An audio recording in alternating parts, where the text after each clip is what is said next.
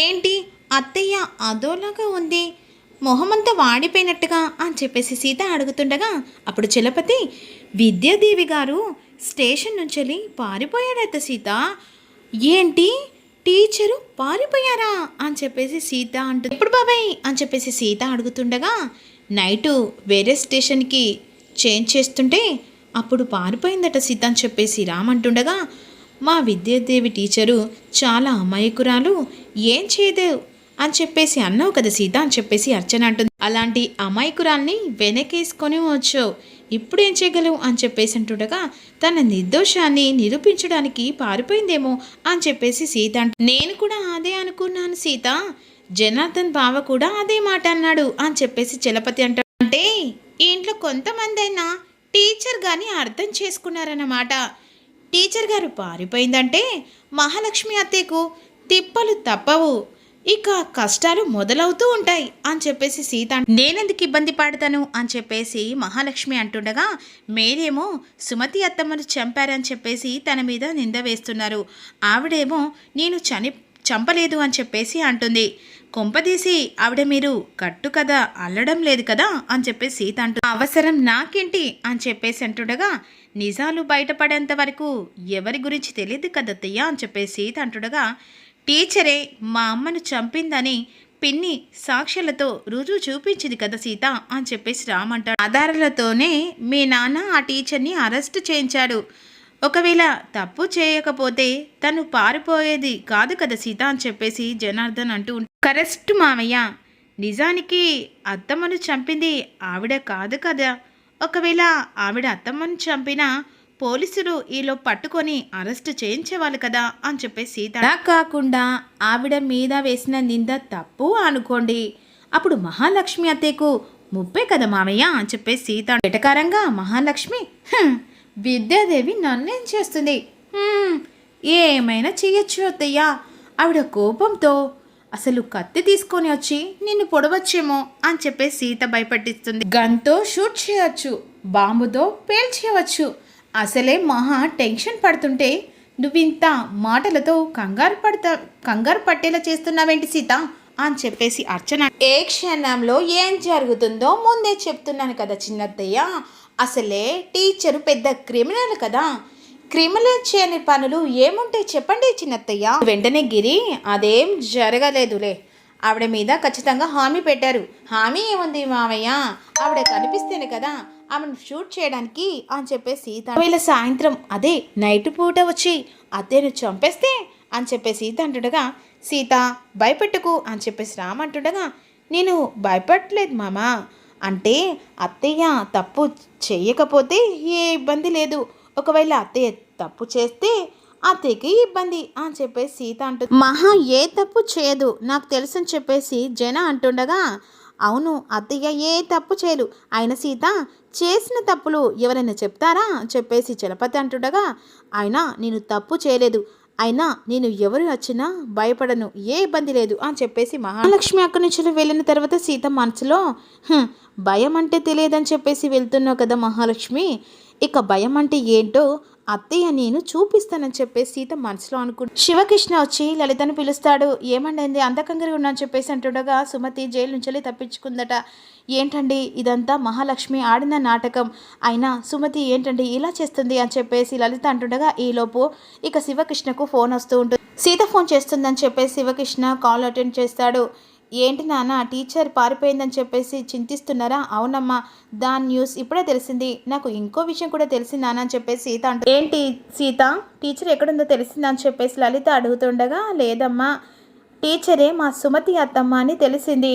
అలా ఎలా తెలిసింది అని చెప్పేసి షాక్లో ఉండిపోయేసరికి, నేను మీ కూతుర్ని నాన్న అని చెప్పేసి సీత అంటుండగా ఈలోపు పైకి వస్తూ ఉంటాడు. అయినా నాకంటే ముందు మీకు నిజం చెప్పినా నాకు మాత్రం చెప్పలేదు, అయినా సుమతి మా దగ్గర మాట తీసుకుంది అని చెప్పేసి లలిత.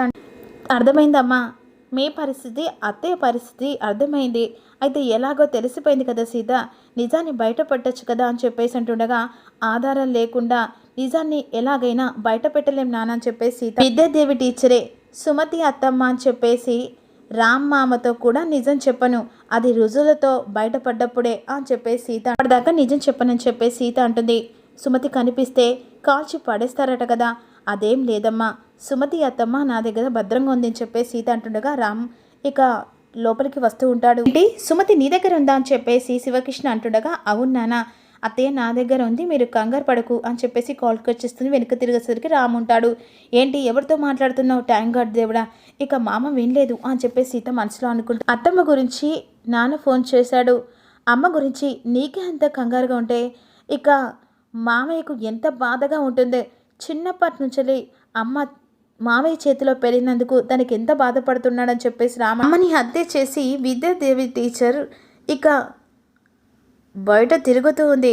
పోలీసులు వదిలిపెట్టినా నేను మాత్రం వదిలిపెట్టను అని చెప్పేసి రామ్ కోపంగా ఆవిడకు శిక్ష పడి తీరాలి అని చెప్పేసి అంటుండగా, ఏంటి మామ అలా అంటున్నావు, ఏంటి నీకు ఆ టీచరు మంచిగా కనబడుతుందా అని చెప్పేసి రామ్ కోపంగా, అందరిలో మంచి చూడొచ్చు సీత, కానీ అంతకురాల్లో మంచి చూడకూడదు అని చెప్పేసి రామ్ కోపంగా, అమ్మని చంపి హంతకురాల్లో తిరుగుతుంది, ఇంక ఏం చేయాలని చూస్తుందో ఆవిడ కనిపిస్తే చంపాలనిపిస్తుంది సీత అని చెప్పేసి కోపంగా అంటూ ఉంటాం. అక్కడి నుంచి వెళ్ళిపోయిన తర్వాత నీకు జన్మనిచ్చిన తల్లినే చంపాలని చూస్తున్నావు మామ, నీకు జన్మనిచ్చి మళ్ళీ పునర్జన్మనిచ్చి తన అసరూపాన్ని కోల్పోయిన తల్లినే చంపాలని అనుకుంటున్నావు మామ అని చెప్పేసి సీత బాధపడుతూ ఉంటుంది. త్వరలోనే ఆవిడే మీ అమ్మ అని నిరూపిస్తాను మామ అని చెప్పేసి సీత అనుకుంటూ మహాలక్ష్మి సిఐ మాటలు సీత మాటలు గుర్తు చేసుకొని ఉంటుంది. సుమతి ఎక్కడి పారిపోయింది, సుమతి ఏ టైంలో అయినా నా మీద అటాక్ చేయవచ్చని చెప్పేసి కంగారు పడుతూ నా మీద ప్రతీకారం తీర్చుకుంటుందా, చంపేస్తుందని చెప్పేసి కళ్ళు మూసుకునేసరికి ఈలోపు భుజం మీద చేయి వేసరికి ఉలిక్కి పడుతుంది. ఒక్కసారిగా సుమతి అని చెప్పేసి కంగారుతో కోపంగా చూసేసరికి అర్చన ఉంటుంది. అసలు బుద్ధుందా నీకు అని చెప్పేసి అర్చన మీద గట్టిగా అరుస్తూ ఉంటుంది. అసలే కంగారు పడుతూ ఉంటే సైలెంట్గా వచ్చి భుజం మీద చెయ్యి వేసి నన్ను భయపెడతావా అని చెప్పేసి మహా అంటుంది. నేనే చేశాను మహా, భుజం మీద చెయ్యి వేశాను అంతే కదా, అయినా వెనక నుంచి ఎందుకు వచ్చావు, ముందు నుంచి రావచ్చు కదా, ఏ మహా సుమతకు వచ్చి భయపడుతుందని కంగారు పడుతున్నావా అని చెప్పేసి అర్చన, ఆయన ఇంతలా భయపడుతున్నావా, అయినా ఇక ఏదో ఒకటి చేయొచ్చు కదా, ఇంట్లో వాళ్ళకు నిజం చెప్పొచ్చు కదా, ఒకవేళ చెప్పేది ఉంటే ఇంట్లో వాళ్ళందరూ కలిసి నన్ను చంపేస్తారు, ఇదంతా కాదు సుమతి కుంపదీసి శివకృష్ణ వాళ్ళ ఇంటికి వెళ్ళొచ్చు కదా, అది అనుమానంతోనే ఎంక్వైరీ కూడా చేయించాను అని చెప్పేసి ఇంటికి వెళ్ళక ఏ ఇంటికి రాక సుమతి అక్క ఎక్కడికి వెళ్ళొచ్చు అని చెప్పేసి అర్చన అంటుండగా ఈలోపు మహాకు ఫోన్ వస్తుంది. ఎవరు మహా, ఆ రాకేష్ నాన్న కంటిన్యూగా ఫోన్ చేస్తున్నాడు, ఖర్చే కదా మహా, ఖర్చు చేస్తే ఇక ఆ సుమతి కంటే డేంజర్, ఏకంగా ఇంటికే వస్తాడు అని చెప్పేసి మహాలక్ష్మి గారు ఏం చేస్తున్నారు, పెళ్లి గురించి గుర్తు చేస్తామని మీరు గుర్తు చేయాల్సిన అవసరం లేదు, పదే పదే నాకు గుర్తుంది అని చెప్పేసి కోపంగా అంటుంది. ప్రీతికి మావాడితో పెళ్లి జరుగుతుంది కదా, ఇక ఎట్టి పరిస్థితుల్లోనా మీ వాడితో పెళ్లి జరుగుతుంది, ట్రై చేస్తున్నాను చెప్పేసి మహా అంటుండగా, మహా ఇటు ఫోన్ ఇవ్వు అని చెప్పేసి అర్చన మాట ఇచ్చిందంటే ప్రాణం పోయినా మాట తీసుకోదు. రాకేషే ప్రీతికి కాబోయే మొగడు, ఇంతకీ మీరేవరండి, మహాలక్ష్మి తోటి కొడలు అర్చను అని చెప్పేసి అంటూ మా అర్చన గారు మాట తప్పిందంటే మహాలక్ష్మి తలతో పాటు నీ తల కూడా తీస్తాం, మాట వింటే నేంటి అల్లున్నవుతాను, లేకపోతే మీ తలకాయ తీస్తే యమున్నవుతానని చెప్పేసి రాకేష్ బెదిరిస్తూ ఉంటా. బంపర్ అవసరం లేదులే, ఇక ఏంటి అల్లున్నవైతులే, ఉంటానమ్మా కాల్ కట్ చేస్తుంది అర్చన. బంపరాహు పెద్దది ఇచ్చినట్టున్నారు అని చెప్పేసి అర్చన మహాకు అంటే రోజు టైం వరకు ఏదైనా చేయాలని చెప్పేసి మహా ఆలోచిస్తుండగా ఈలోపు సీత చీకటి పడిపోతుంది కదా, ఇక వెంటనే సుమతితో అంటుంది, ఎలాగైనా మీరు వచ్చి అత్తయ్యను బెదిరించి మర్డర్ చేయొచ్చని భయపెట్టాను అని చెప్పేసి సుమతికి చెప్తూ, ఎందుకు చెప్పావు సీత, ఆ మాత్రం భయం ఉండాలి కదా, సరే లోపలికి వెళ్దాం, ఇప్పుడా నేను చూసుకుంటాను అత్తమ్మ, మీరు భయపడకండి అని చెప్పేసి హాల్లో ఉండి హ్యాపీగా టిఫిన్ తినేస్తూ కానీ ఇక వ్యాన్లో అన్నీ సవలత్ చేసావు కదా సీత, మళ్ళీ ఎందుకు అని చెప్పేసి సుమతి అంటూ లోపలికి తీసుకొచ్చిన తర్వాత సుమతి ఇల్లు చూసి ఇన్నాళ్ళు నేరస్తులాగా అరెస్ట్ అయినాను, ఇప్పుడు మళ్ళీ ఇంటికి తిరిగి వచ్చానని చెప్పేసి బాధపడుతూ ఉంటుంది. కూర్చోండి మీకు కమ్మటి టిఫిన్ రెడీ చేశాను అని చెప్పేసి కిచెన్లోకి వెళ్తుంది సీత. నా ఇంట్లోనే నేను దొంగతనంగా తినాల్సి వస్తుందని చెప్పేసి సుమతి బాధపడు టిఫిన్ తింటుండగా ఎక్కిలు వస్తూ ఉంటాయి. ఈలోపు ఇక మహాలక్ష్మి కిందికి వస్తూ ఉంటుంది హాల్లోకి. వాటర్ తీసుకురావడానికి కిచెన్కి వెళ్ళిన సీత ఈలోపు ఇక సుమతిని చూసి మహాలక్ష్మి షాక్ అయిపోతుంది. మరి రాబోయే ఎపిసోడ్